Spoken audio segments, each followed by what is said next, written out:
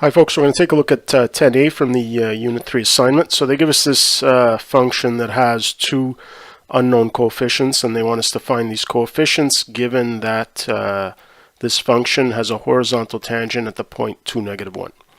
Okay, so we got a couple of pieces of information here. The fact that it's got a horizontal tangent at this point means that this point is on the function, and the fact that it's got a horizontal tangent there means that the derivative at that value, 2, is going to be equal to 0. Okay, so these are the two things we're going to use to determine the unknown values. So as I've mentioned before, it's often easier to work with whatever piece of information involves a 0, whether the x value is 0, whether the output is 0, in this case here the output of the derivative function. So that's what I'm going to start with. But in order to take this derivative, I think it's easier if I expand the denominator, okay, because I don't want to have to use the product rule to take the derivative of the denominator later on. So I'll just write this as x squared minus 5x plus 4. Okay, so I'll start by finding the derivative. So g prime at x is equal to, derivative of the numerator is just a times the denominator function, okay, minus the numerator function ax plus b times the derivative of the denominator function, so 2x minus 5 all over the denominator squared. Okay, now normally when I have to work with a derivative, I'd simplify it, but in this case here I'm only interested in the derivative at this one single value, so I don't think it's worth my while simplifying it first.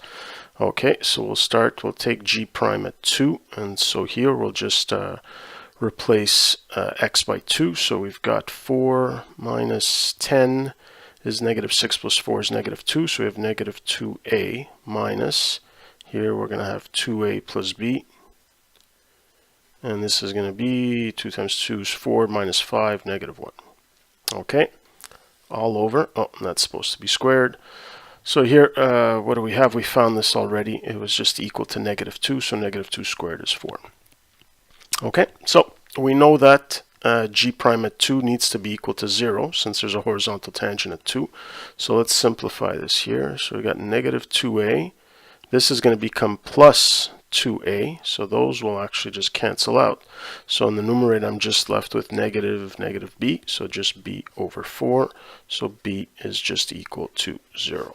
Okay, so there we go. That actually worked out really nicely because we're not even left with an equation involving a. We were able to find b directly. Okay, so there's our first unknown. So I'm going to use the other piece of information, the fact that g at 2 is equal to -1 to determine a now. So let's find g at 2. So here we've got 2a plus, well, we know b is 0, so I just have 2a here. In the denominator, well, this is just x squared minus 5x plus 4. We already calculated that earlier as being -2. Okay, and so equal -1. And so we have 2a equals 2, so a is equal to 1. And there we go, our second unknown. Okay, so just to recap here, we have two unknowns, so we're going to have to work with two pieces of information. In this case here, horizontal tangent at 2 meant the derivative was equal to 0 at 2, and the fact that 2, -1 was a point on the curve.